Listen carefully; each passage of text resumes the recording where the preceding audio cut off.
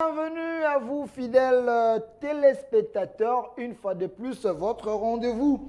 Et respectez le rendez-vous de chaque jour ici sur CSS Télévision, les reflets de tout un peuple, canal studio satellitaire, la chaîne de la maman nationale, la maman de la nation. C'est votre émission Duel, l'émission de chaque jour à partir du lundi jusqu'au vendredi, 11 heures en direct, rediffusion 22 heures. Comme annoncé déjà sur ce plateau, nous avons deux de nos quatre invités qui ont déjà répondu à l'invitation et les deux autres vont s'ajouter sur ces plateaux.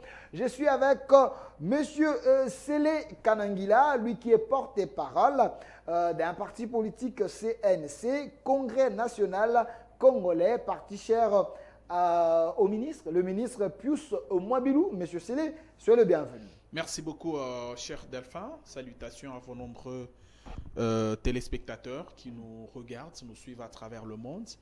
Notre parti, votre parti, quand je dis votre parti, je sais qu'en tant que journaliste, vous ne pouvez pas enfiler les costumes d'un parti politique.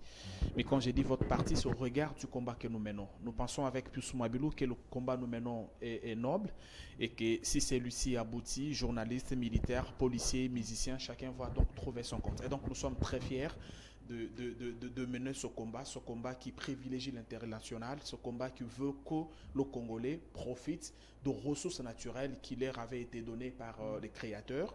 Nous sommes heureux de nous retrouver sur ce plateau, surtout en ces débuts du Nouvel An. Nous remercions la direction de votre chaîne et vous-même pour la confiance que vous cessez de nous témoigner. Merci. Une question de curiosité.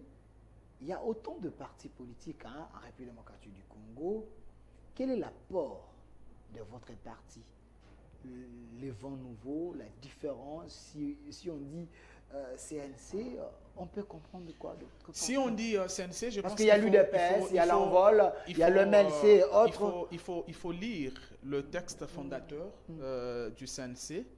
Mais il faut aussi comprendre les motivations du fondateur du CNC lorsqu'il quitte le PPRD peu avant les élections de 2011. Il quitte le PPRD parce qu'il reprochait aux animateurs de ce parti un comportement anti-républicain, un comportement contre la République. Et il va créer le CNC pour avoir une structure dans laquelle il devrait y avoir les hommes et femmes qui ont en commun l'amour de la patrie. Monsieur Benoît, vous pouvez faire votre entrée.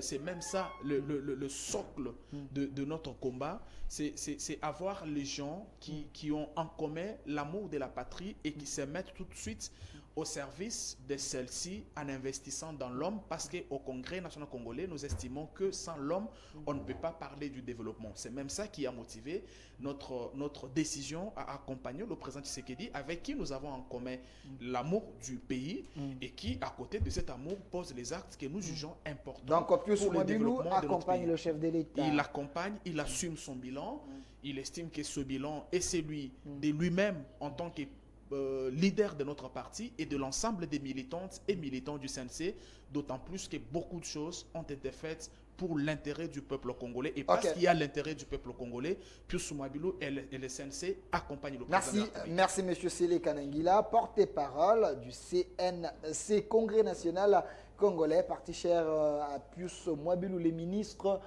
d'urbanisme. Et Habitat. Voilà, et Habitat. Alors, de l'autre côté, nous avons la présence de M. Rodrigue Ramazani, lui qui est porte-parole également de l'Envol, parti cher à l'honorable Deli Sessanga. Monsieur Ramazani, soyez le bienvenu. Merci Delphin, meilleurs vœux, bonne année et meilleurs vœux aux différents co-débatteurs avec qui nous allons échanger aujourd'hui. Mais mes meilleurs vœux aussi s'adressent à la population congolaise en dépit de cette situation morose du point de vue économique et de la vie sociale de notre peuple. Ils ont quand même traversé ces nouvel an. Je tiens à présenter mes vœux de bonheur et à eux de garder espoir dans nos cœurs que les actuels dirigeants qui les ont mis dans une situation invivable, insupportable, dans les jours qui viennent, les élections leur permettront de sanctionner un bilan chaotique, échec dans plusieurs secteurs de la vie nationale. Merci, merci Monsieur Ramazani. Je vais revenir vers vous. De l'autre côté, nous avons la présence d'un doyen. Lui s'appelle Monsieur Benoît Yolama, qui est cadre du PPRD. Monsieur Benoît Yolama, soyez le bienvenu. Et merci pour l'invitation. Et permettez-moi que je fasse le même exercice que mes deux prédécesseurs orateurs. Maître Ramazani et Monsieur Sélé. Je souhaite le vœu de paix à ces jeunes gens qui sont déjà orphelins de la barbarie de Kagame et de la complicité de la communauté internationale, qui sont probablement sous la pluie à l'Est au moment où nous parlons. Je pense aussi à tous ceux qui ont la passion du Congo, comme nous l'avons. La passion. La passion du Congo. Et mes deux jeunes frères qui sont sur le plateau. Aujourd'hui, nous sommes des contradicteurs et probablement aussi des co-débatteurs. Je les présente mes vœux le meilleur. Et j'espère que mon pays retrouvera la paix et que l'aventure de Kagame, et surtout du pouvoir qui nous a amenés des Rwandais, qui sont au pouvoir aujourd'hui, ministres et chefs de structure de l'État, et je crois que cette aventure va s'arrêter un jour et que mon pays retrouvera la paix. Alors, Monsieur Neolama, parce que vous êtes du PPRD, de l'autre côté, il y a le porte-parole du CNC parti cher à Pius Mabilou. Pius Mabilou avait quitté le PPRD. Il avait estimé qu'il y avait quelques antivaleurs. Est-ce vrai dans votre parti politique, PPRD, parti Joseph Kabila Kabange, il y a tellement les gens qui ne sont pas des modèles, les gens qui donnent l'image d'antivaleurs. Vrai, c'est vrai? Je ne sais pas si c'est l'argument qu'il vous a présenté ou que son porte-parole vous Je peux avoir la photo de Joseph Kabila. Mais je sais bien que lui-même, c'est le produit d'antivalets. Lui-même, le Pius socle Mabilou? d'antivalets. Pius Mabilou? Lui-même, c'est M. Mabilou. Oh, ok. Moi, je le connais très bien. Ok. Je le connais très bien. Donc, ils peuvent dire ça, ou lui, il peut dire ça à d'autres personnes, mais pas à moi ou Lama, puisque je le connais très bien. Et donc, il n'a rien à donner comme leçon sur la bonne gouvernance, puisque même là où il se trouve présentement, peut-être que je vous surprendrai avec un dossier du côté des pompages.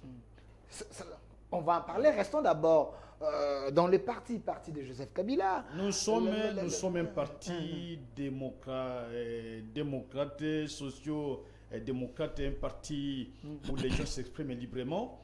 Moi, je suis dans le PPRD. On dit un parti fondé à cause de billets verts. Aujourd'hui, on ne retrouve plus les gens. Non, au contraire, le PPRD, c'est le parti du peuple. Ce n'est pas le parti des nantis. Non, c'est le parti du peuple. Le parti du peuple, c'est l'envol. Hein? C'est l'envol de Denis Sangon. Bon, écoutez, moi, je me réserve d'entrer dans leur parti. Chacun connaît comment IDPS son parti et fonctionnait. autres. Et IDPS, je ne sais pas si un jour il a été un parti du peuple. Mais le PPRD, c'est un parti du peuple. Quand Kabila passe partout, c'est la population. Ce n'est pas des cadres qui ont traversé pour des raisons du ventre, des épicuriens. Non. Mais Kabila a débauché. Le PPRD a débauché aussi. À aucun moment. Ce sont des gens qui venaient d'eux-mêmes, puisque Kabila était très ouvert. Il est jusqu'à aujourd'hui, il est très ouvert. Il souhaitait que les gens aient la passion du Congo, que les gens parlent du Congo avant leurs intérêts. Mais ceux qui font parler leurs intérêts, leurs ambitions personnelles. Et quand vous parlez de Mabilou, je le connais personnellement. Le ministre si je parle de lui, son porte-parole risque de quitter le plateau. Non. Que je le connais très bien. Pas de la personne, mais de ses fonctions. Non, puisque je le connais, c'est le ministre. C'est un ministre congolais. Ok. C'est chef de parti politique. Merci. Je n'ai pas parlé probablement de ses maîtresses au sol. Je n'ai pas parlé de ça. Ça, c'est la vie privée. Je ne le ferai jamais. Ça, c'est la vie privée. Mais je le connais bien. Mais il y a les antivaleurs. Je le connais bien. Le PPRD. Le PPRD n'en a pas. Ok, merci. Alors, je vais revenir. Ce n'était pas ça la thématique, hein, s'il vous plaît. C'était juste une manière d'éclairer l'opinion. La thématique d'aujourd'hui, c'est bien retenir quoi retenir de la gestion du régime Tshisekedi. Nous venons de l'année 2022, maintenant c'est l'année 2023, l'année de tous les enjeux. Alors, on peut faire un peu l'introspection, savoir qu'est-ce qui a marché, qu'est-ce qui n'a pas marché, une manière de projeter les bonnes choses pour cette année. Alors, comme il y a un cadre de l'Union sacrée qui est ici, je précise, M. Sédé Kanangila, porte-parole du CNC, Congrès national congolais, parti cher à Pius Mabilou. La première question, c'est à vous, mais s'il y a des arriérés, vous pouvez le payer. Yola m'a dit, l'homme qui est ici derrière nous, ce n'est pas un homme qui est rempli des antivaleurs, et moins encore son parti politique. c'est vous plutôt, vous êtes distingué dans les antivaleurs, mais ce n'est pas ça la question. Quoi retenir de la gestion du régime Tshisekedi? Est-ce une gestion chaotique, comme Ramazani vient de le dire? Merci beaucoup, M. Delphin, pour cette importante question. J'ai beaucoup de choses à dire sur le bilan. Nous attendons Joël Kadé qui va faire du son président Tshisekedi.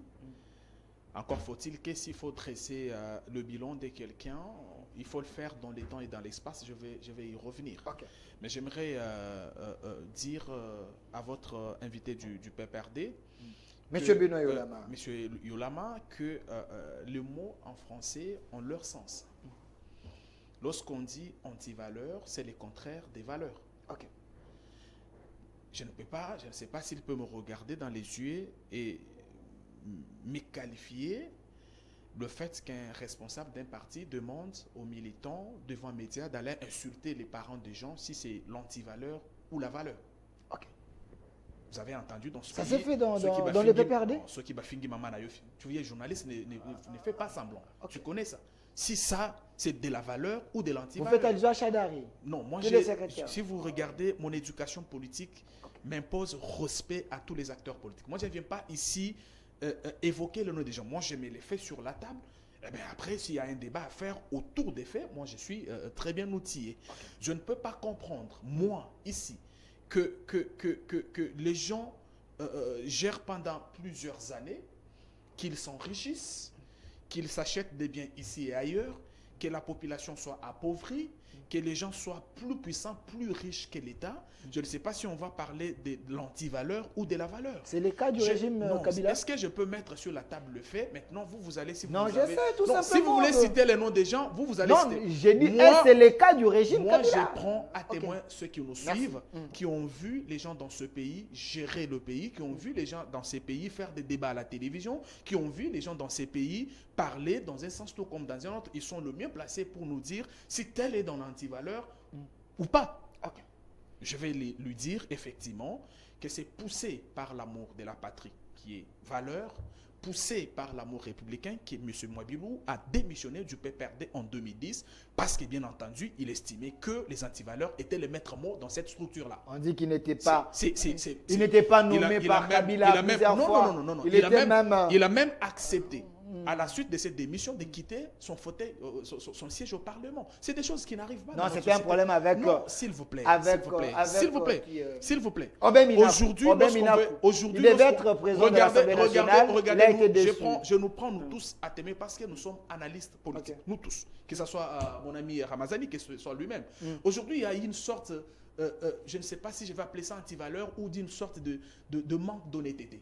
Aujourd'hui, lorsqu'on n'est plus en odeur de sainteté avec un leader politique, on reste dans son parti, mais on développe une attitude rebelle pour qu'il m'échasse, parce que s'il m'échasse selon la Constitution, je partirai avec le mandat. Okay. Vous comprenez? Puis Soumabilou a pris son courage de quitter ce parti-là et de perdre son mandat électif à l'Assemblée nationale. Ça ne se fait pas chez n'importe qui. Et donc, je pense qu'il faut quand même du respect lorsqu'on parle ici d'un président national, d'un parti qui a en son sein les professeurs, les communicateurs, les magistrats, ainsi de suite. Moi, je me dis, les avocats, j'allais dire, moi, je me dis que M. Yolama doit un grand respect à cet homme qui s'est mis au service de la nation. Voilà, vous êtes porte-parole du bilan du président Tshisekedi.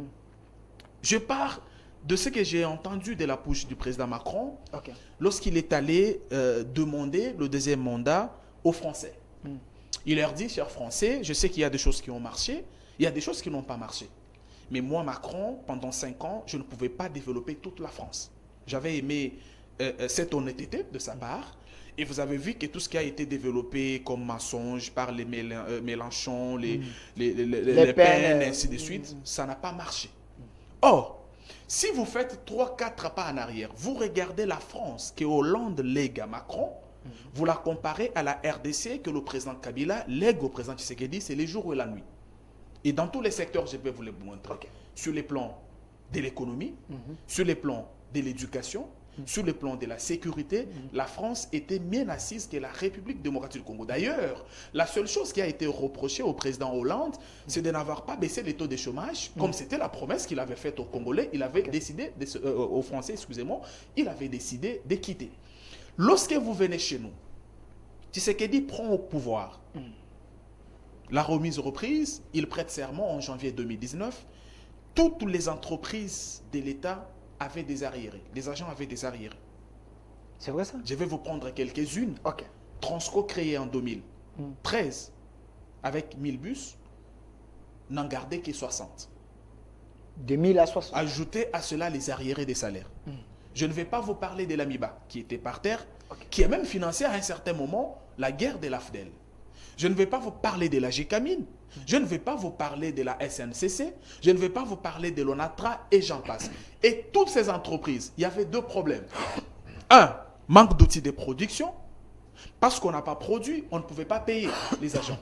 Il y avait des 30 mois d'arriérés, 45 mois d'arriérés et j'en passe. À l'heure qu'il est, dans la plupart des entreprises, ces arriérés ont été payés. Les outils de production ont été achetés. Conséquence, Sous Tshisekedi. Sous Tshisekedi, conséquence, aujourd'hui, Transco produit et paye les agents. La SNCC produit et paye les agents. Et j'en passe.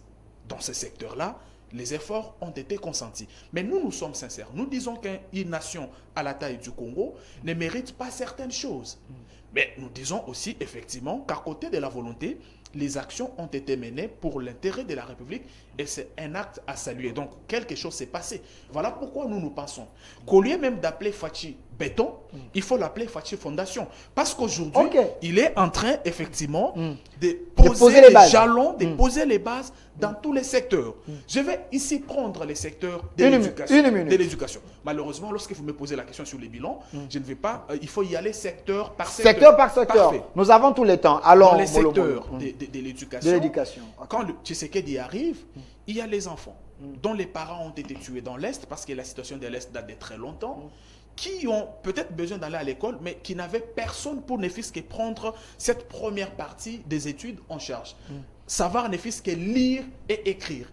Tshisekedi arrive, il doit répondre à une exigence constitutionnelle qui garantit la gratuité de l'enseignement. Combattu comme toutes les réformes importantes à travers le monde, nous sommes en train là d'atterrir dans le cas de la deuxième, je vais dire, aventure de cette gratuité de l'enseignement qui a vu certains enfants aller à l'école et aujourd'hui apprendre ne fût-ce que les A, B, C, D. Ça aussi, c'est à mettre à l'actif de Tshisekedi parce que l'éducation, c'est le socle du développement. Et donc, si je vais parler d'une manière brève, je dirais qu'en 3 ans, Tshisekedi a mieux fait que tous les autres présidents que la République démocratique du Congo a connus et on peut aller chiffre par chiffre, secteur par secteur. Merci, y compris l'homme qui est ici derrière nous. Donc, Tshisekedi a mieux fait que lui. Alors, M. Rodrigue Ramazani, vous avez suivi M. Sélé Kalangila. Est-ce ce qu'il a dit? C'est vrai. Je précise que vous êtes porte-parole de l'Envol, vous êtes de l'opposition. Je commence par le commencement de M. Sélé, qui prend l'exemple de l'élection de Macron. Okay. En réalité, cet exemple est très mauvais. Okay. Macron a été élu en France, pour ceux qui analysent la politique française, non pas parce que les Français ont adhéré au programme de Macron, parce que les Français ont voulu sanctionner ce qu'on appelle le Front National de Marine Le Pen. Okay. Les Français ont fait un vote sanction contre le Front National. Donc, l'élection de Macron n'est pas un exemple parce que Macron n'est pas porté par les Français. Et d'ailleurs, le taux d'abstention lors de ces élections en France était très élevé parce que la population n'y a pas adhéré. Mais au nom du jeu démocratique, Macron passe parce qu'il fallait sanctionner Madame Le Pen. Je crois que cet exemple, c'est un très mauvais exemple. Il ne fallait même pas le donner. 2, il parle de Hollande qui a décidé de quitter parce qu'il n'a pas su réaliser une de ses grandes promesses, c'est lui de réduire le taux de chômage. Ben oui, Hollande doit être un exemple. Je crois que Félix Tshisekedi doit en faire plus, parce que plus de 400 promesses faites pendant qu'il est au pouvoir, alors encore qu'il ne cesse de le promettre et qu'il n'a pas pu réaliser. La meilleure chose à faire aujourd'hui pour Félix Tshisekedi, à suivre l'exemple du porte-parole. Donnez-moi la photo du président. à suivre les propos du porte-parole, parce qu'il a pris Hollande comme exemple, le président de la République ne peut pas se présenter comme candidat président de la République au regard des multiples promesses qu'il a. Plus de 400 promesses. Il en a fait plein, je crois que je salue même Aristote Ngari, qui en a établi toute une liste, je crois à peu près de 400 combien de promesses, mais il y en a plein qu'il a fait aux Congolais qui n'a pas su réaliser. Rien que par ça, la sincérité oblige qu'il démissionne. Non, pas démissionner parce qu'il est en fin de son mandat. Il ne doit pas se représenter, à suivre l'exemple de M. Sélé. Maintenant, parlons bilan. Pour ceux qui savent, pour ceux qui connaissent les bilans, savent que lorsqu'on parle bilan, on voit l'actif et le passif. Un bilan est jugé sur ce fait-là. L'on regarde qu'est-ce qui est fait, qu'est-ce qui devait être fait et qu'est-ce qui est fait, et on place le passif et l'actif. Mais au regard de gestion actuelle, je constate que le passif pèse lourd que l'actif. Donc, ce qui nous pousse à dire qu'il s'agit d'un bilan négatif. C'est vrai ça? J'en arrive parce que... Il faut les prouver, hein, il ne faut pas faire les incantations. Je ne fais pas des incantations. J'en arrive. Parce qu'il a parlé d'un secteur éducationnel. Il vante comme en tout automate les mérites de la gratuité de l'enseignement. En oubliant que l'enseignement en soi a un objectif à atteindre. L'objectif de l'enseignement du point de vue pédagogique, c'est l'instruction des élèves. Les élèves vont à l'école pour apprendre. La gratuité de l'enseignement, made in Félix Tshisekedi. Je ne dis pas que la gratuité... Made in Félix Tshisekedi. C'est l'article de la Constitution, l'article 43. Quand je dis la Constitution a été votée depuis 2006, monsieur. Non, attention. La gratuité, pour ceux qui suivent la vie politique du pays, ne peuvent pas oser dire que la gratuité a été décrétée par Félix Tshisekedi d'abord. Joseph Kabila, je crois sous Matata Mponyo, si je ne me trompe pas, a lancé, je crois, 2 provinces pilotes de la gratuité de l'enseignement. La gratuité de l'enseignement a été lancée sous forme de provinces pilotes avec quelques salles, quelques classes. Mais Félix Tshisekedi est venu généraliser la gratuité de l'enseignement. Donc le lancement de ce programme a commencé avec Matata Mponyo. Félix Tshisekedi est dans le cadre de la continuité de l'État et il a voulu généraliser, qui malheureusement il a mal généralisé parce qu'il n'a pas atteint les objectifs éducationnels. La gratuité de l'enseignement, ce que je voulais dire, Made in Félix Tshisekedi, c'est résume à l'amélioration de conditions salariales des enseignants. C'est résume? Je le dis. À cela, vous êtes sûr? Je dis bien que ça se résume à ça. On a amélioré les conditions salariales des enseignants en augmentant l'enveloppe salariale des enseignants sans pourtant veiller à la qualité de l'enseignement qui est en fait l'objectif de l'enseignement. Ce n'est pas ce que Tony Mwaba avait dit. Moi, je suis Tony Mwaba qui nous dit... écoutez, moi je suis très bien toute la vie politique. Le ministre, en tout cas la dernière allocution du ministre de l'EPST, il reconnaît que la qualité de l'enseignement reste un défi à conquérir. Mais défi à conquérir pour dire que tout n'est pas mauvais, il y a quand même... on a évolué. L'objectif de l'enseignement, c'est la qualité de l'enseignement qu'il faut améliorer. Il faut améliorer tous les compartiments de l'éducation. Au même moment, vous améliorez les conditions sociales des enseignants, vous améliorez les infrastructures scolaires, vous améliorez aussi les programmes de l'enseignement. Attention, ce que nous faisons aujourd'hui, c'est une bombe à retardement contre toute une république. J'imagine pas beaucoup de ministres aujourd'hui, parce que moi j'aime bien parler de choses pratiques. Je suis à Bandalungwa, parce que j'y vis.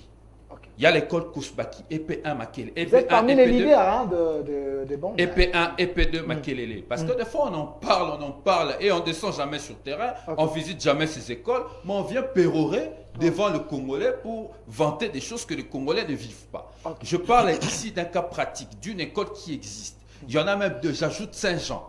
Je peux encore ajouter l'Institut Salongo. Je peux encore ajouter plein. Où les élèves étudient en même les sols. Le salle qui recevait... Dans la capitale? Je vous parle de Kinshasa. J'ai cité les écoles. Votre monsieur est en direct. J'ai cité des écoles. Les élèves à Kinshasa étudient à même les sols.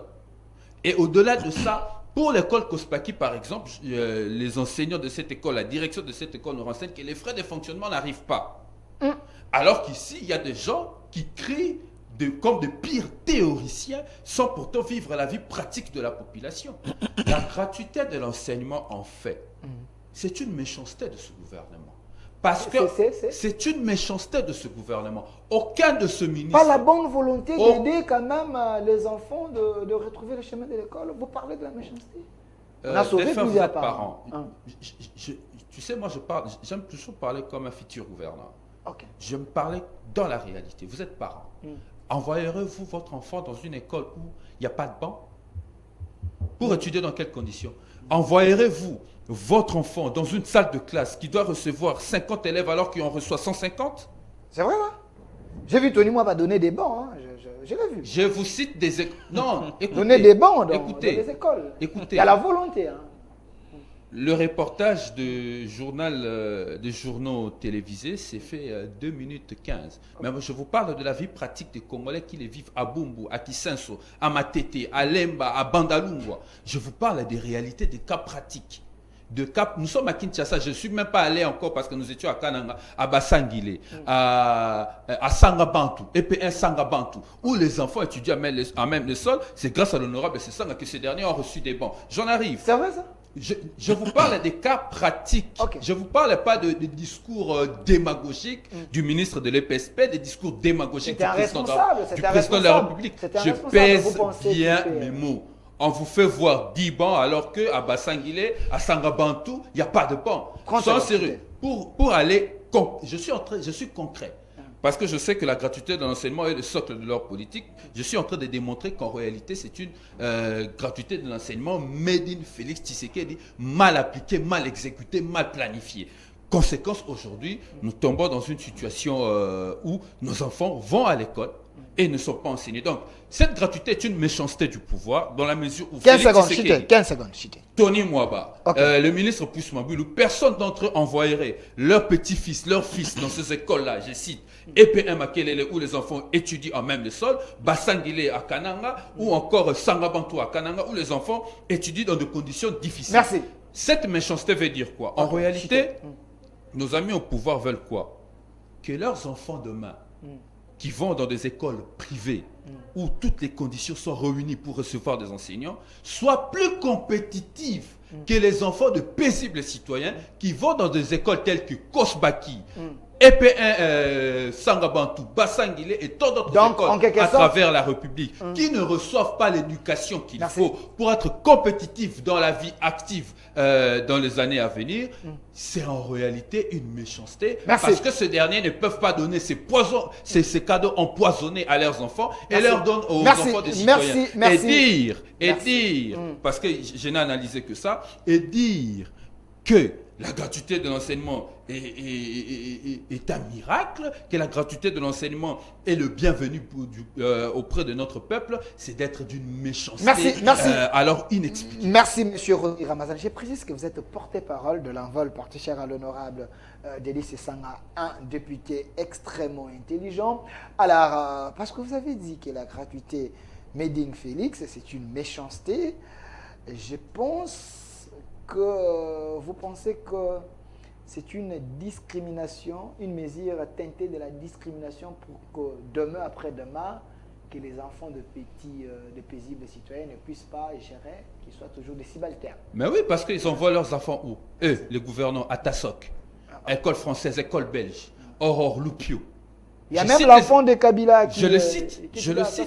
Mais pourquoi donner à nos enfants un cadeau empoisonné? Sachant qu'en les mettant à 100 dans une salle de classe, ils auront du mal à recevoir de l'instruction de qualité. Et de surcroît, le ministre de l'EPST lui-même reconnaît que la qualité de l'enseignement reste un défi à conquérir. Donc, envoyons vos enfants à l'école, même s'ils ne sont pas enseignés, qu'ils remplissent quand même des bancs. Et nous, on a nos statistiques. C'est ça la gouvernance de Félix. Merci, monsieur Rodri Ramazani. Monsieur Benoît Olama, pensez-vous que la gratuité sous les régimes Tshisekedi, c'est plus la quantité que la qualité? Si aujourd'hui, on reconnaît que les défis de la qualité de l'enseignement restent à améliorer, c'est sous les régimes. Kabila aussi, 18 ans, vous n'aviez rien fait apparemment. Vous avez laissé une bombe entre les mains de Tshisekedi, qui cherchait à bander les trous. Bon, je crois que je ne saurais pas m'étaler sur la question, étant donné que Maître monsieur Ramazan, le porte-parole de l'envol. L'envol a donné presque l'essentiel de la question. Mais les mâles, c'est Réponse vous. appropriée. Les mâles, c'est vous, les régimes. Non, non, Kabila. je ne crois pas qu'il faut aller par cette méthode pour désigner qui est mal, qui n'est pas mal, qui est bon, qui n'est pas bon. Le débat n'est pas celui-là. Le débat, c'est qu'il y ait un engagement politique. Et d'abord, un engagement constitutionnel. On a tenté la première expérience, elle avançait. Et lorsqu'il y avait le débat au niveau du gouvernement, on souhaitait que ça aille d'une manière progressive. Et pour qu'on regarde les défis et tout ce qu'on pourrait connaître comme goulot d'étranglement dans l'application de ce programme qui est constitutionnel. Ça n'a pas été entendu, aucune analyse, aucune planification. On l'a décrété et les conséquences sont là. Je ne souhaite même pas parler de la question, je souhaite parler du bilan. Puisque la question principale, le thème principal, c'est le bilan du gouvernement. Quoi retenir de la gestion du régime Tshisekedi? Je ne sais pas si vraiment nous pouvons parler de l'actif et du passif, puisque en dehors des promesses électorales qui n'ont pas été tenues, il y a une gabegie financière que nous avons observée. Il y a eu des détournements, il y a eu des vols. Et lorsqu'on dit que le bilan, le budget de l'ancien gouvernement, de l'ancien pouvoir était même de 500 millions de dollars, ce budget donnait de l'espoir aux Congolais. Les Congolais vivaient. C'est vrai ça? Aujourd'hui, nous avons un budget de, semble-t-il, 15 milliards de dollars. 16, hein? 16 milliards. 16. Contrôlons l'état de la situation à Kinshasa après les 2 petites pluies qui ont sanctionné Kinshasa. Ok. Et vous allez constater que les 500 millions de dollars qui ont été décaissés pour dire Kinshasa sont trop, se sont envolés. Qu'il est jaloux. Il n'y a rien du tout à contrôler. Il y a eu l'eau à partir des eaux ici dans la commune de la Gombe, jusque dans la paroisse Saint-Pierre, à Vokabinda, ce qui n'avait jamais existé par le passé. Aucun moment. Et en termes d'emplois créés, on se contente de dire nous avons payé les arriérés qui ont été laissés par les anciens. Par Kabila, le régime a payé. Mais on ne vous dit pas combien d'emplois ont-ils créés. Je vais répondre. Et lorsqu'on parlait, on parlait de chiffres en termes d'économie, c'est-à-dire ils ont réalisé une économie de plein emploi. Et lorsqu'on a réalisé une économie de plein emploi, c'est-à-dire on va créer encore de nouvelles structures qui n'ont jamais existé par le passé, ce qui n'existait pas encore jusqu'à aujourd'hui. Et dans tous les domaines, nous avons constaté qu'il y a beaucoup d'échecs, de tâtonnements, aucune planification. Dans tout. Mais j'ai dit dans tous les domaines. Et nous avons entendu qu'on va faire du Congo l'Afrique, et donc l'Allemagne l'Afrique. On a entendu qu'on va construire des universités qui n'auront pas à envier aux universités françaises. En Bandaka, le chef là. Mais cette université a été inaugurée par le ministre Luando, dans le cadre de sa fondation. La même université est inaugurée aujourd'hui par le chef de l'État. Une seule université, comme on a connu les cas avec les ports en eau profonde.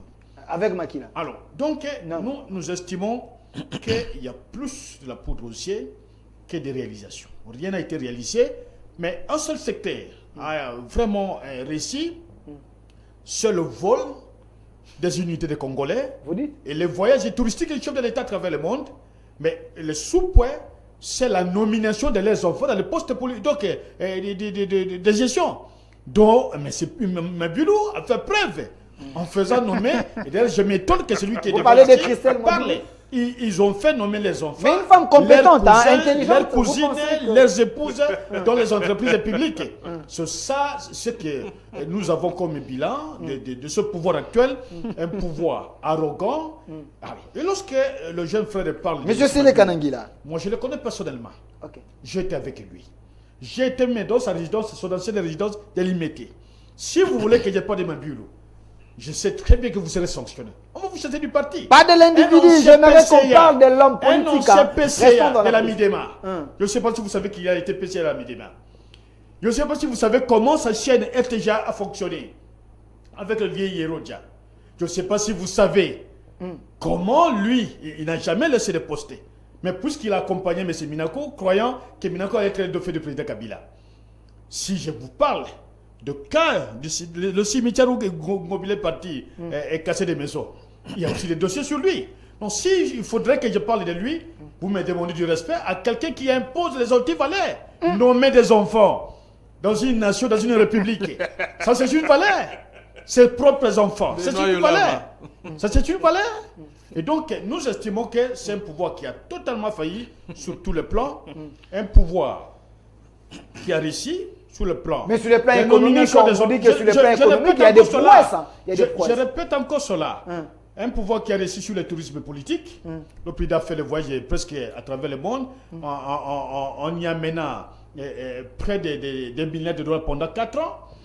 Il a réussi à faire nommer les enfants de ses collaborateurs dans les entreprises publiques. Il a réussi à faire aussi, à imposer le tribalisme dans ces ordonnances, où il n'y a que les cas, les chi, les tchè, et c'est ça ce que nous avons vécu. Alors qu'on nous dise quel est le secteur où il y a eu de l'innovation. Nulle part où on peut observer cela. Merci, M. Benoît À Lama. l'époque du président Kabila, plus de 22 banques installées à travers le territoire national. 22 banques commerciales. Tout ce que nous les avons banques commun, des étrangers, quand même. mais il y a la sécurisation des affaires. Donc la sécurité des affaires. Si nous étions cela, on n'aurait jamais eu des entreprises. Mais rappelez-vous qu'il y a une entreprise turque qui voulait investir pour la construction du rail dans le Kasaï. On a exigé à cette entreprise de donner 40% de la somme à investir. Et les Turcs sont repartis. C'est connu. Embouchement où le président est en train de quitter au moment où nous parlons. On a détourné 40 millions de dollars du fonds qui ont été envoyés. 40 millions de dollars. Et le président va inaugurer cette histoire qui avait été déjà inaugurée par le ministre. Un ministre qui avait fait le forage là-bas. Le président va encore inaugurer encore les mêmes forages au niveau d'Embouchibaï. Et on vous a parlé du programme 100 jours. C'est une escroquerie du ciel. Donc, le pouvoir, le régime Tshisekedi, si on tire les tiroirs, il y a autant de cadavres. Mais moi je dis, je ne voudrais même pas citer, parce que si nous entrons secteur par secteur, je ne vois pas comment donc les gens... Un pouvoir qui vole les unités, les crédits, de communication de sa population, qui passe dans un compte privé, c'est ce pouvoir-là qu'on dit fondation, béton. C'est cela que nous entendons. Merci. Mais nous disons que, à la limite, même avant d'entendre la fin de sa mandature, il pouvait me démissionner. Merci, M. Benoît Lama. Alors, j'aimerais qu'on reste pédagogique. M. Filemon, changez-moi. Donnez-moi une autre photo du chef de l'État, parce qu'il a plusieurs photos. Alors, j'aimerais que l'émission soit pédagogique, parce que le sujet est là, quoi retenir de la gestion du régime Tshisekedi. Alors, M. Sélé Kanangila, on dit que la bonne gouvernance n'est pas avec vous. Alors, j'aimerais que vous puissiez prendre un secteur. D'abord, prenons les secteurs économiques. Parce que nous parlons de la bonne gouvernance. Prenons les secteurs économiques. Qu'avez-vous fait? Un argument, chiffre contre chiffre. Ramazan est là, Benoît Lama est là. Ça serait mieux, les gens peuvent nous comprendre. Vous savez, quand j'écoute votre invité du PPRD, moi j'ai la mort dans l'âme. La mort dans l'âme, dans la mesure où aujourd'hui, à l'entendre, il fait certainement partie des gens qui ont été recrutés et payés pour raconter mensonges sur la personne de Pius Mabilou. Bon, mais si c'est son boulot pour lequel il est payé, moi je ne suis pas ici pour lui interdire. Mais en face, vous avez une population mature qui connaît chacun de nous et qui sait qui a fait quoi dans ce pays. Et moi, j'ai ici dit que Tshisekedi et Mwabilou ont en commun l'amour du Congo. C'est pas pour rien que Mwabilou a même dit que toute personne qui n'a pas d'amour pour ce pays ne peut pas occuper un poste de responsabilité. Parce que c'est ce qui nous a conduit dans le chaos où nous sommes aujourd'hui. Et donc, maintenant, il évoque par exemple le fait que notre ex-secrétaire général adjoint aux relations extérieures soit nommé à la tête d'une entreprise publique. Pour lui, il appelle ça anti-valeur. Lorsqu'on sait que... Pius Mabilou fait nommer... S'il vous plaît. Moi, ses enfants selon lui. C'est lui qui vous parle, c'est la bouche autorisée du parti. Ok. Ça veut dire que quand je vous dis des choses ici, je sais de quoi je parle et je sais comment ça s'est fait. Ok. Lorsque les processus de nomination dans des entreprises a commencé, les leaders nous réunissent. Il nous dit, écoutez, le chef de l'État va dans les prochains jours, dans les prochaines semaines, procéder à la nomination des animateurs. En tant que parti politique, parce que nous avons notre poids politique, nous sommes au service de la population, il peut se faire qu'on ait aussi quelques postes de responsabilité. Rassembler les CV. Moi, j'ai donné mon CV. Les autres personnes ont donné les CV. Une équipe est mise en place qui a tamisé ces CV.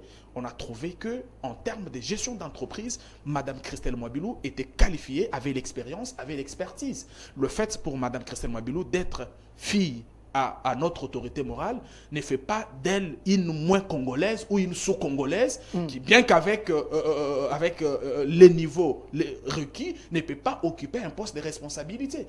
Et attends, pourquoi il n'y a que le nom de Mwabilou qui fait mal quand on sait que à travers la République, par le passé, il y a les enfants des uns qui, au nom de leurs compétences, ont occupé les postes de responsabilité.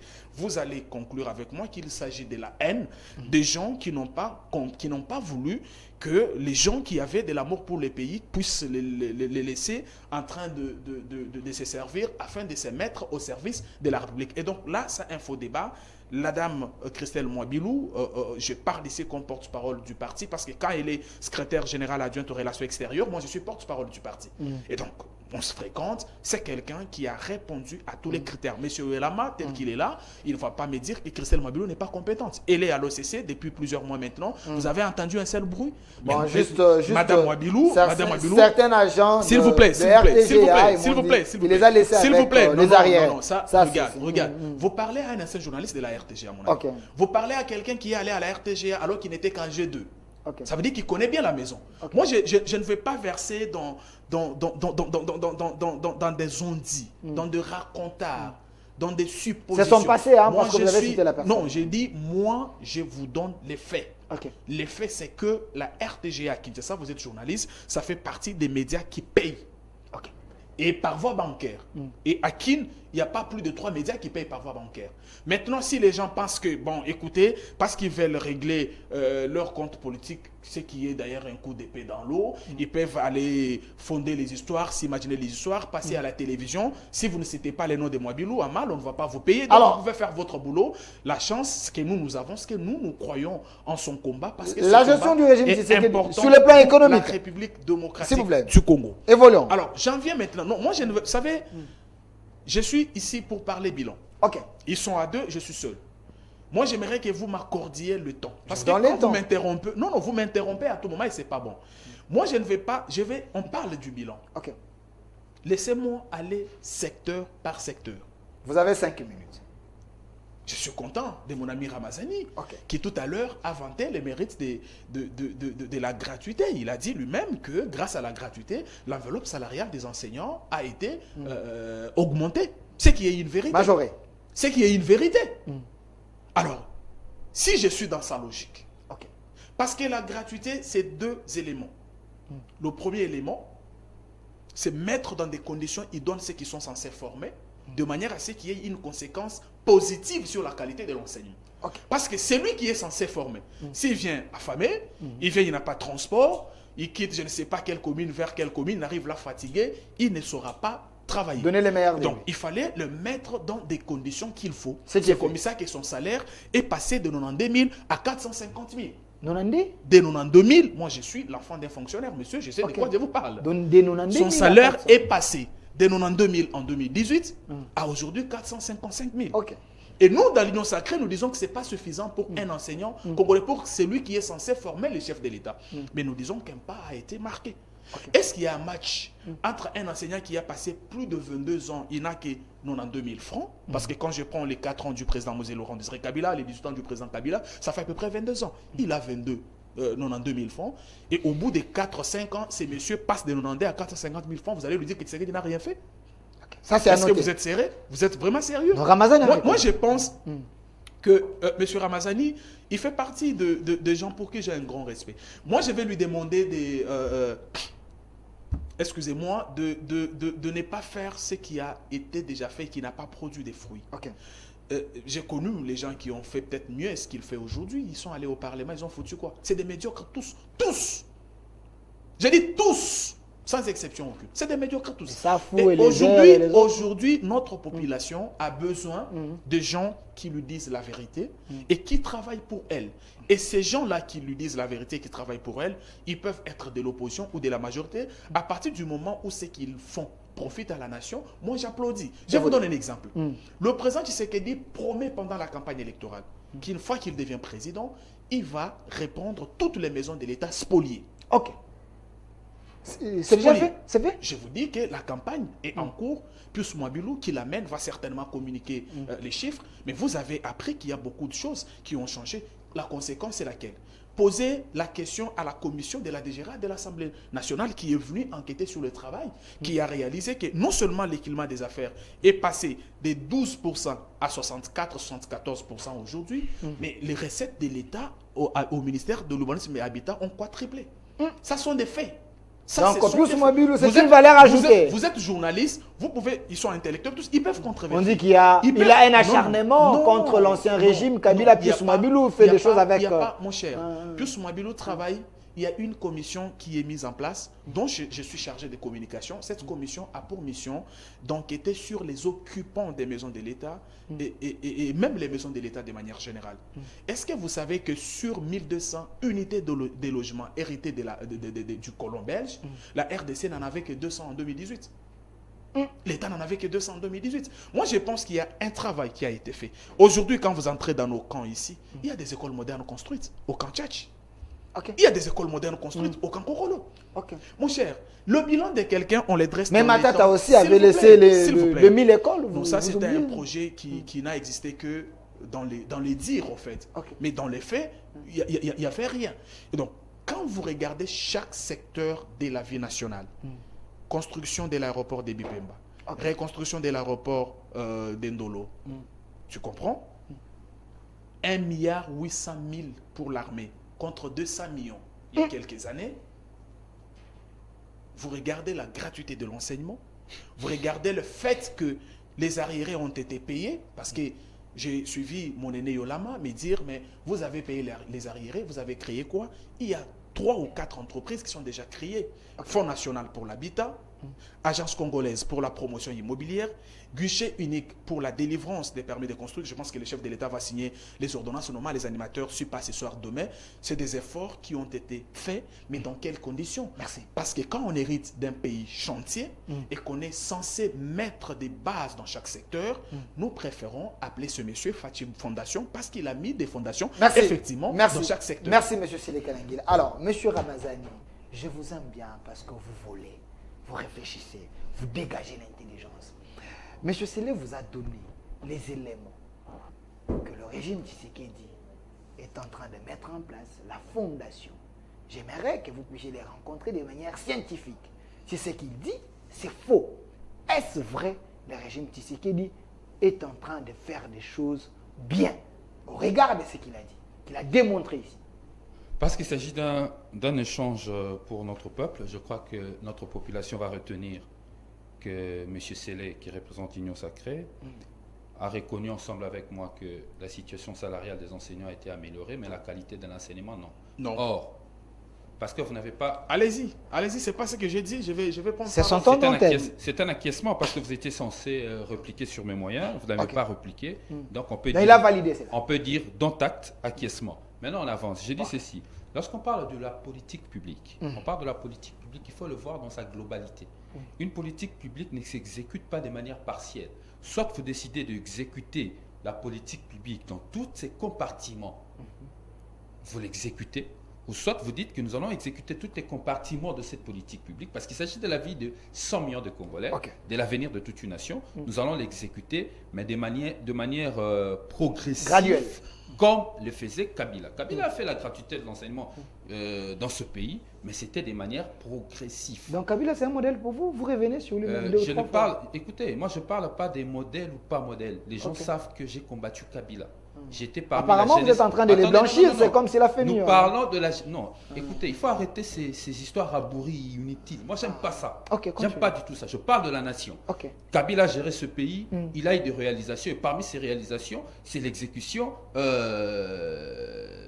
c'est l'exécution partielle de la gratuité de l'enseignement. Cela ne veut pas dire que je suis en train de louer la gestion de Kabila. Okay. Je dis Kabila a fait ça. Ce que Kabila n'a pas fait, il n'a pas fait. Je ne le dirai pas. Alors ça, moi, j'aime pas. Il ne faut pas m'amener sur ce terrain inutile. Pas de problème. Continue. Ok, parlons maintenant de choses sérieuses.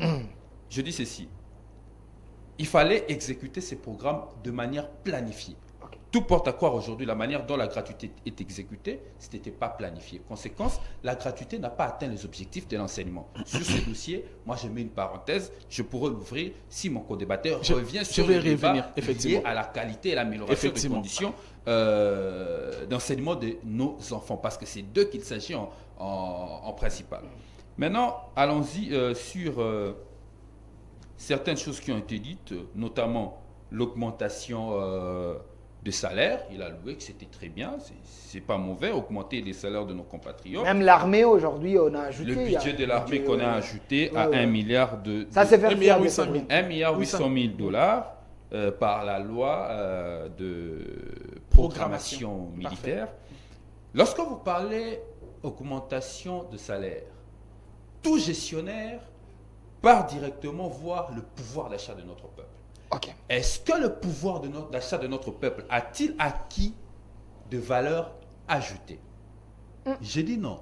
Parce qu'il faut aller voir le taux de change, parce qu'il compare 2018 à aujourd'hui. Le taux de change en cette année était à combien? Les prix des denrées alimentaires de première nécessité revenaient à combien? Aujourd'hui, le taux de change est à combien? Les prix des denrées alimentaires sur le marché, c'est des questions très questionnantes. À combien? Nous parlons gestion de l'État et je viens pas blaguer ici. Ok, continuez.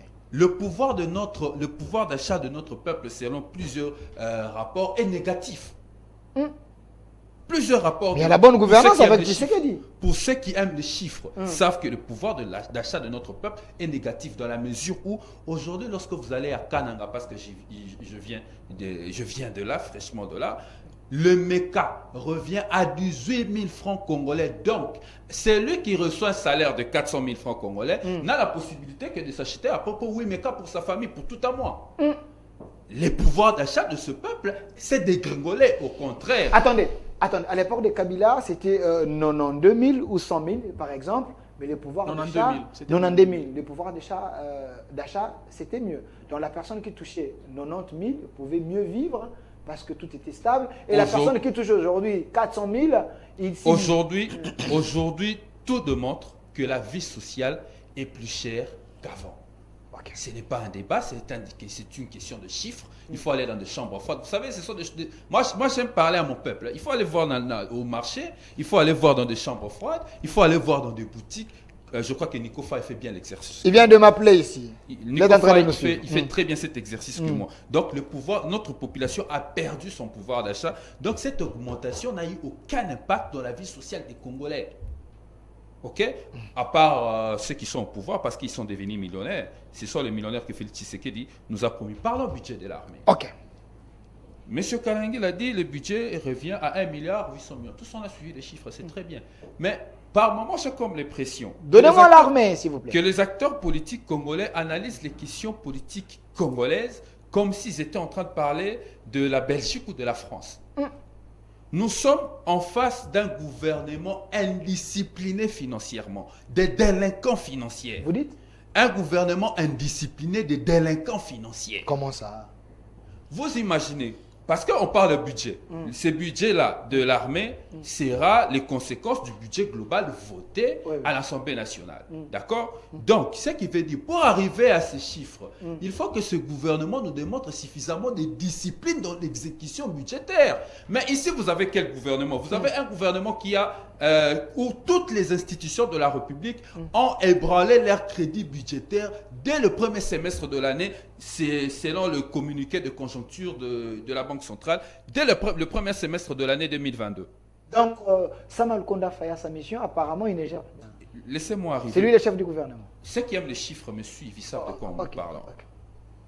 Dès le premier semestre de l'année, c'est le gouvernement qui prétend donner à l'armée 1 milliard de dollars, plus de 1 milliard de dollars a consommé tous les crédits budgétaires. Alors que Sama Lukonde nous avait promis dès le seuil de cette année 2022 la réduction du train de vie des institutions. Ils n'ont pas pu le faire à l'année 2022. Vous êtes ici avec quel gouvernement? Vous êtes avec un gouvernement qui a consommé plus de 2 milliards de budget additionnel sans loi rectificative de budget, mais des délinquants financiers. Ils ont consommé plus de 2 milliards de dollars sans loi rectificative du budget. Et chose qui ont même eu du mal à justifier dans la loi de reddition de comptes. Mais des délinquants financiers. Un budget est une prévision. Nous attendons l'exécution. Moi, je ne tombe jamais dans la maladie de vite content comme mon ami Célé. La maladie? De vite content. Il suffit qu'on proclame, il est content. Moi, je suis celui qui veut gérer ce pays demain. Je regarde dans l'exécution, dans le fait. Il faut analyser le budget 2022, comment est-ce que ça a été exécuté, dans une délinquance inexpliquée. Vous êtes ici, attendez, on parle de quoi? On ne parle pas de la Belgique, on parle du Congo. Donc, nous sommes en pleine année électorale. Le chef de l'État va bientôt, j'aurais appris par des journalistes que le chef de l'État va bientôt remanier le gouvernement. Ces gens qui vont venir au gouvernement avec des ambitions électoralistes comme nous le connaissons, mais ils vont baigner dans des détournements pour préparer leur santé électorale. Donc, Yolam a raison que c'est un régime de détourneurs. Leur santé électorale, non, moi je parle des réalités. Je ne suis pas dans des théories et dans des chiffres avancés par le gouvernement sans contre-vérification. Moi, je ne suis pas là. Moi, je suis en train de parler des choses que le Congolais vivent et que le Congolais voit. Ce n'est pas fini. Chité. Parce que nos amis nous disent ici, croissance, croissance. Mais ça fait 3 ans que la croissance de ce pays varie toujours entre 1% et 1,7%. 2020, 2022. Et donc 2021, nous étions à 5,7%, alors que nous venons de 4,7% en 2020. 2022, aujourd'hui, la croissance est à 6,7%. Mais en réalité, pour toutes ces personnes qui analysent les chiffres, il vous dira, notre croissance est stagnante. Alors que la conséquence de la conjoncture internationale face aux sociétés extractives devait permettre en fait que nous ayons une croissance au-delà de ce que nous sommes en train de vivre. Pourquoi dans chaque année, même l'année Covid, nous étions à 1% de croissance, 2020, 2021, 2022, alors qu'on devait faire vivre un boom en termes de croissance, nous n'arrivons pas. Parce que simplement nos amis ne travaillent pas. Merci. Non, laissez-moi finir. 5 secondes. Je constate que vous n'aimez pas trop les chiffres. Non, je vous ai donné quand même suffisamment de minutes. Non, pas une minute de plus. Laissez-moi finir, je vais conclure. Une minute. En réalité, c'est que nos amis nous disent, ok, il y a eu croissance du budget. Il n'y a eu aucun effort du gouvernement pour y arriver. Aucun effort du gouvernement. C'est une situation post-Covid-19. Parce que pendant la Covid-19, les sociétés extractives étaient en arrêt. Et après la reprise des industries extractives, qu'est-ce qu'il y a eu? Il y a eu augmentation de la demande. Ce n'est pas un effort de réforme fait par le gouvernement. Encore que ce même gouvernement, dans sa lettre d'intention adressée à la Banque centrale, à la Banque mondiale, reconnaît ne pas avoir fait des réformes suffisantes pour encadrer l'économie. Merci. Merci, Maître Ramazani, parce que... Donc, que nos amis arrêtent de mentir à la population, que nos amis arrêtent d'être des automates, que nos amis deviennent des responsables, deviennent en réalité ceux qui lisent la vie de la nation et les critiquent dans leur Merci, monsieur Benoît Lama, vous êtes cadre du père des fidèles à Joseph Kabila et Laurent Désiré Kabila. J'ai suivi M. Sélé Kalangila qui vous a donné, parce que vous avez posé la question, qu'est-ce que tu sais qu'il a amené, qu'est-ce qu'il a créé, autre. Il vous a cité les choses que le régime a créées, vous n'êtes pas revenu sur ça. Alors, il a donné l'impulsion sous votre régime, il y avait l'IGF. L'IGF était sous les draps. Aujourd'hui, l'IGF est en train de faire le travail. Même pour cela, vous ne croyez pas que le régime Tshisekedi a boosté les choses? Bon, je ne sais pas si vous voulez que je sois plongé dans un débat de personnes ou vous voulez que je parle de la nation congolaise. Parlez nation, s'il vous plaît. Je continue à le dire et je ne peux pas me tromper que le pouvoir nous a inauguré 3 éléments essentiels. Okay. Le voyage touristique, je l'ai dit, ça c'est la 3e fois que je répète cela. La nomination des enfants, des collaborateurs dans les postes politiques, une nation de plus de 80 10 millions de citoyens congolais, où il n'y a que les enfants des ministres et des frères du parti qui ont l'intelligence et les autres ne sont pas intelligents. Il n'y a pas une interdiction, monsieur Lama. Alors, je crois qu'il n'est pas intelligent, puisque sur le CV de la fille de son patron a été plus important que son CV. Okay. Et aussi, la mafia, le vol que nous avons connu, depuis le programme de 100 jours jusqu'au vol du Ramé. C'est un vol. L'argent qui a été récolté, qui en principe devait faire partie des ressources du trésor public, cet argent n'a jamais été versé au trésor public.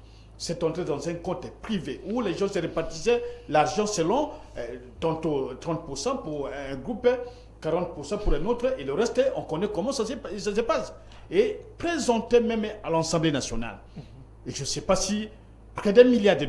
Alors aujourd'hui, on prétend qu'on peut donner à l'armée $1 milliard. Les 1 milliard ne sont pas encore, sont chiffrés, mais ne sont pas encore une réalité. Parce que ce sont des projections qui sont dans le budget. L'argent qu'on doit récolter, qu'on doit mobiliser, qu'on doit aller chercher auprès des contribuables, l'argent qui n'est pas encore en main, c'est une prévision. C'est-à-dire, la recette est X, on va couvrir la dépense X. Sur le principe même de l'orthodoxie budgétaire. Mais il faut arriver à mobiliser les recettes qui vont répondre à ces demandes. Parce que généralement, le budget, quand on l'annonce. Mais à la fin, lorsqu'on fait la reddition des comptes à la fin de l'année, on constate souvent que ce qu'on a récolté, ce n'est pas ce qui était prévu. Et aujourd'hui, les institutions, par exemple à la présidence, j'ai entendu même Madame la gouverneure de la Banque centrale qui a rappelé le gouvernement à une discipline financière. C'est public, c'est passé à la télévision. Et ce même gouvernement prétend améliorer les conditions de vie des enseignants, une petite couche. Et oublie les autres qu'on qualifie de gens qui ne peuvent pas exister. Or, la politique est globale, le budget est national, la politique est globale du gouvernement, c'est d'améliorer les conditions d'existence des citoyens congolais. Ce qui n'est pas le cas jusqu'à aujourd'hui. Je n'entrerai pas dans la partie que mon jeune frère de l'envoi a déjà donné comme réponse. Mais lorsqu'on dit on est en train de créer l'ordonnance qui sera signée, c'est-à-dire l'ordonnance n'est pas encore signée, à moins qu'il y ait un autre français que celui que nous entendons. Et si ce n'est pas encore signé, c'est-à-dire les emplois ne sont pas encore créés. Ce ne sont pas des entreprises, ce sont des établissements publics. Okay. Les établissements publics qui ne pourront peut-être pas... Il est dans la confusion. Il est dans la confusion. L'État n'est pas pourvoyeur d'emploi. Voilà. Merci. Et donc, à ce niveau-là, il y a encore un problème sérieux, il n'y a pas d'emploi, et donc le budget n'est là que pour la consommation et le voyage des autres. Et nous souhaitons que nous sortions de cette logique de flatterie, des mensonges. Nous voulons qu'on nous dise, par exemple, à Kinshasa, on cite des écoles, mais Matata en a construit. Bien qu'il avait ses défauts, Matata a construit... 1000 écoles Même si ça n'entendait pas 1000 écoles, je connais à Benzale, je connais 4 écoles qui sont gérées par la communauté. Je prends seulement ces cas-là. À Benzale, au niveau de l'Ancélé, qui est gérée par, je crois, la révérende Albertine. Une école à Benzale et même un centre de santé. Avant d'arriver à la nécropole, à droite, entre là, ce sont des enfants de pauvres. Ce ne sont pas des riches qui sont en train d'étudier là-bas. Et il y a des écoles à ce niveau-là. Si je prends province par province, je vous dégagerai un budget qui est tout à fait, en tout cas, d'une grande qualité, qui peut même surprendre plusieurs personnes. Et lorsqu'on dit nous avons un budget, c'est certainement une balance qui prend l'actif et le passif. Mais lorsqu'on fait une référence aux événements de 2018, c'est-à-dire du pouvoir de Joseph Kabila, mais les taux d'échange à l'époque n'étaient pas le même. Et le revenu qu'il y avait à l'époque, comme l'a dit Ramassani, est qualitativement supérieur, même quantitativement supérieur au revenu qu'on donne aujourd'hui. Et pour atteindre le revenu d'aujourd'hui, le pouvoir actuel est en train de passer à la planche à billets. Le billet de 20 000 francs qui ont été multipliés, ce n'est pas le fait de la mobilisation des recettes, mais c'est la planche à billets qui ne répond pas aux conditions économiques actuelles ou aux besoins de l'économie. Et ils sont en train de fabriquer des biens, et ces biens, on les verse dans le marché, et le taux de change qui était à 90 est aujourd'hui à 23. Et tout ce qui faut l'échange connaissent ce qui se passe sur le marché. Et regardons encore de grosses erreurs. On dit nous avons atteint de réserve d'échange d'autant, et nous avons ceci, nous avons cela, la Banque centrale du Congo. Pour les gens qui n'ont pas de notion d'économie, ils peuvent dire cela. Lorsqu'on emprunte de l'argent, c'est pour produire. On n'emprunte pas l'argent pour mettre dans un compte à banque. Lorsque vous partez auprès de la Banque mondiale chercher 3 milliards de dollars, vous dites, moi je prends 3 milliards de dollars, on m'a donné 1,5 milliard, j'ai mis dans le réserve d'échange. Mais ça ne garantit pas le fonctionnement de l'économie. Puisque la mission principale de réserve d'échange, c'est de stabiliser la monnaie, stabiliser l'économie, de permettre à ceux qui partent à l'extérieur de leur rassurer le moyen d'aller acheter les histoires. Merci. Or, le levier de l'économie, actuellement, le levier de l'économie est national est entre les mains des expatriés. Et donc, tout ce que nous aurons à garder ici chez nous, ça va partir. Merci. On nous a promis, ça c'est la deuxième année, que les poissons arriveraient de la Namibie. Les fonds ont été décaissés. Je ne sais pas Jusqu'aujourd'hui. la suite. Merci. On nous a promis aussi que nous aurons 7 avions. 3 ans déjà passés. 7 avions pour la compagnie nationale. Aucun avion n'est Un régime arrivé. de promesses. On nous a promis encore qu'on va, en tout cas, construire des universités au standard international. Vous savez, une université au standard international, comment elle fonctionne?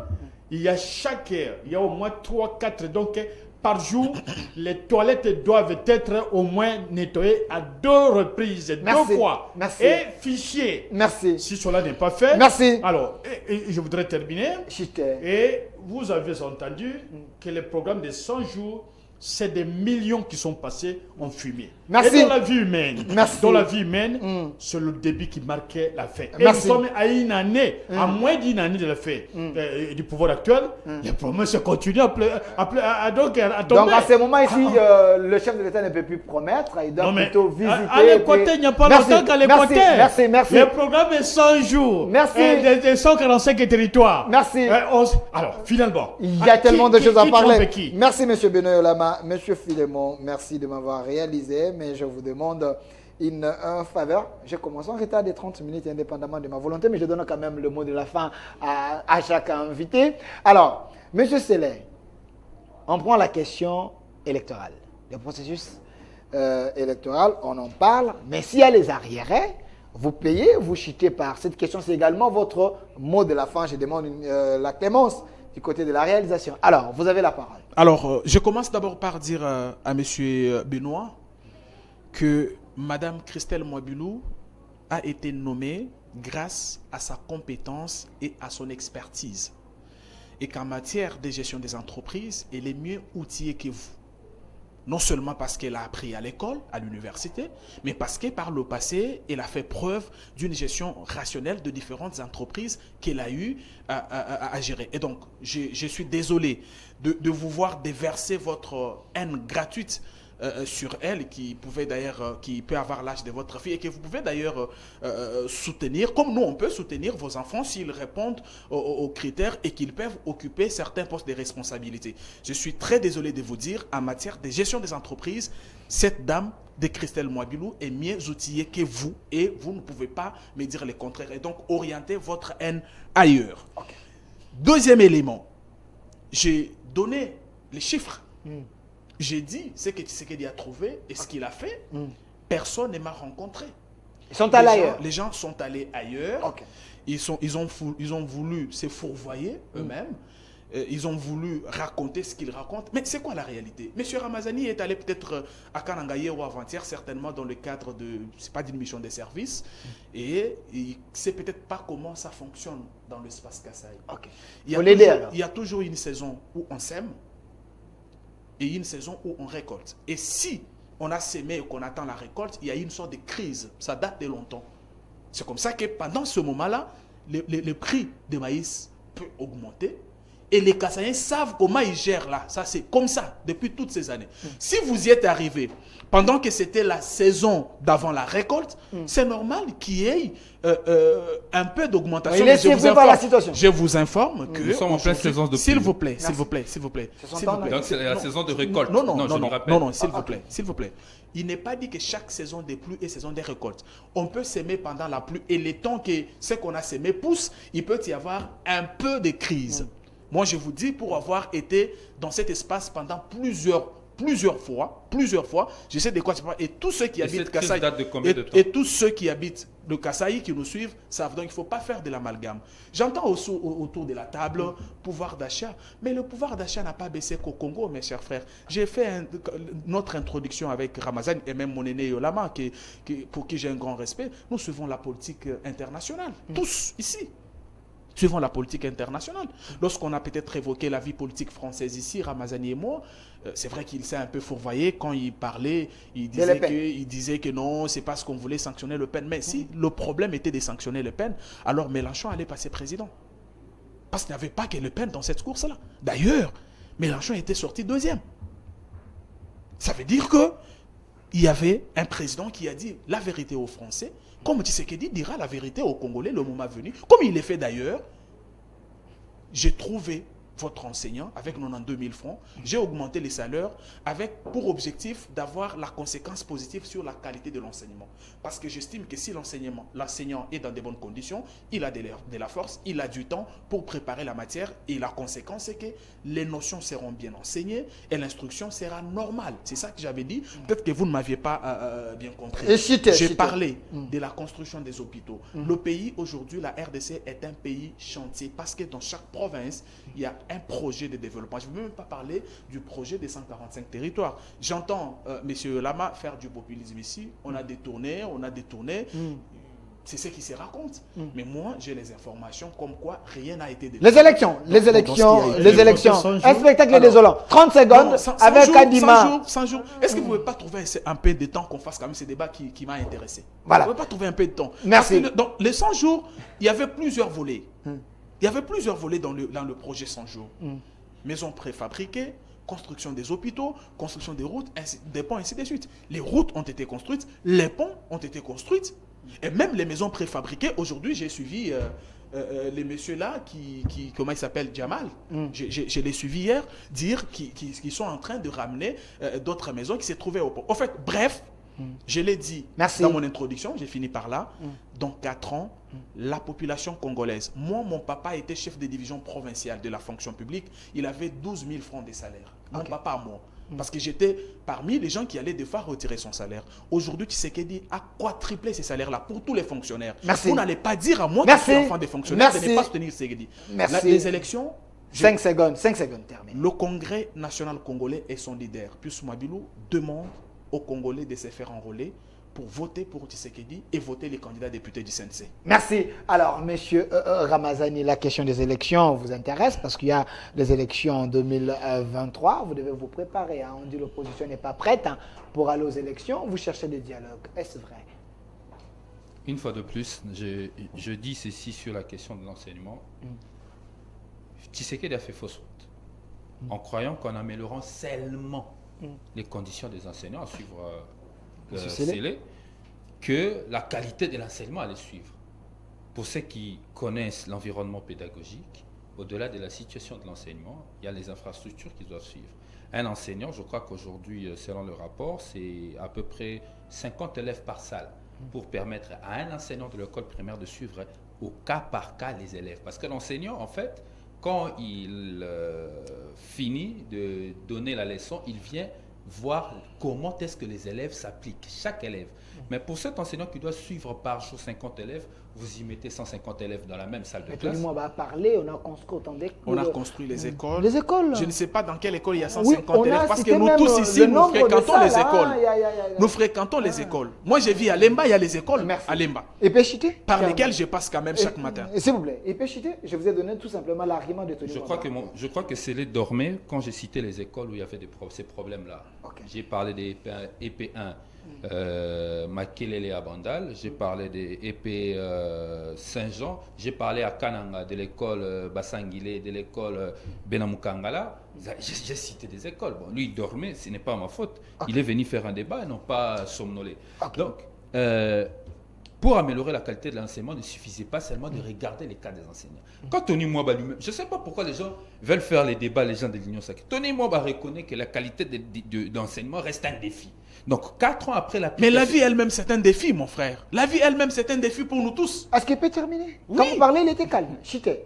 La question des élections. Chiquet, Donc, 30 le secondes. ministre du secteur face à M. Sélé, je préfère suivre M.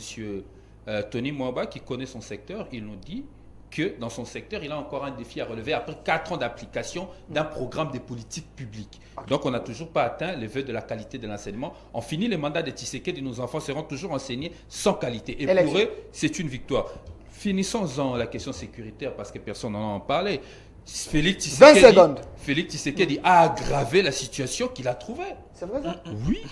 Tshisekedi a trouvé une situation de maintien de l'ordre public à l'Est. Aujourd'hui, il nous laisse une situation de guerre avec des zones tampons. Est-ce que la situation s'est dégradée ou la situation s'est améliorée? Je crois que ceux qui nous suivent à la maison, aujourd'hui, nous sommes dans les opérations de guerre et plus dans les opérations de maintien de l'ordre public. Donc, la situation sécuritaire s'est aggravée et encore qu'il y a maintenant une violation de notre intégrité du territoire parce qu'il y a une partie de notre République qui ne sera pas contrôlée par les FARDC mais par la force sous-régionale. Avec la bénédiction du M23, les Rwandais, je ne sais pas comment est-ce qu'ils partent discuter leurs histoires qui boutiquent en Angola et en Ouganda. Donc, Félix Tshisekedi d'aujourd'hui, tout est démontré qu'il est devenu un danger public pour la nation. Pour finir avec les élections, avant d'y arriver, pour finir... On dit, vous n'êtes pas prête, vous, l'opposition, vous voulez les dialogues. Tshisekedi vous dit, allez aux élections, il a un bilan à défendre. Comment l'envol, parce qu'il s'agit de nous, comment l'envol ne peut pas être prêt pour les élections alors que l'envol, depuis 2019, a mis ce pays sous l'orbite de processus électoral consensuel. C'est nous qui avions commencé à parler processus électoral dans ce pays. Et quand on a lancé ces débats,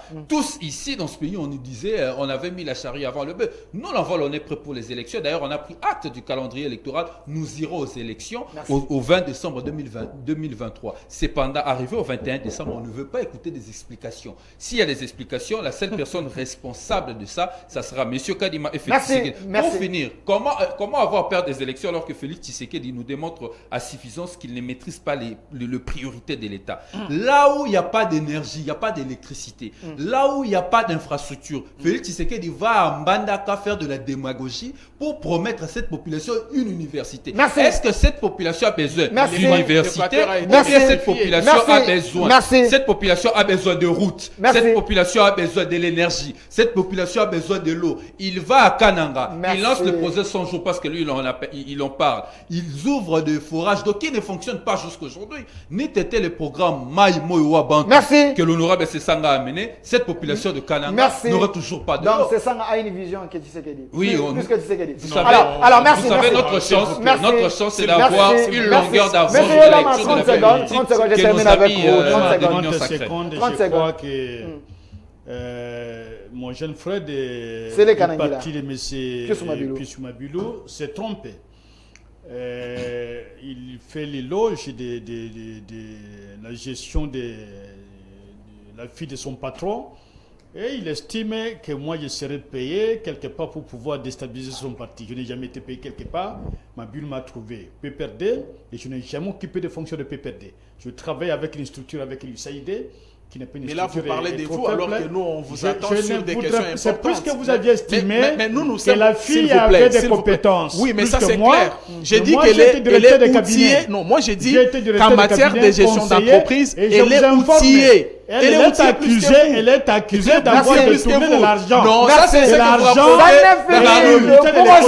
Au débat de la rue. Non, ça c'est vos débats de la rue. Ça c'est vos débats de la rue. Nous allons suivre les directives de notre parti politique. L'expérience, nous l'avons en matière électorale et les candidats. Nous avons des candidats. Nous n'allons pas suivre les gens qui veulent faire le passage en force avec l'enrôlement déjà bâclé. Et on prépare déjà un candidat. Et moi, en faveur de Mamadou Ndala, c'est le 2 que Mamadou Ndala a été assassiné. Qui a été tué par les ennemis de la paix. Merci.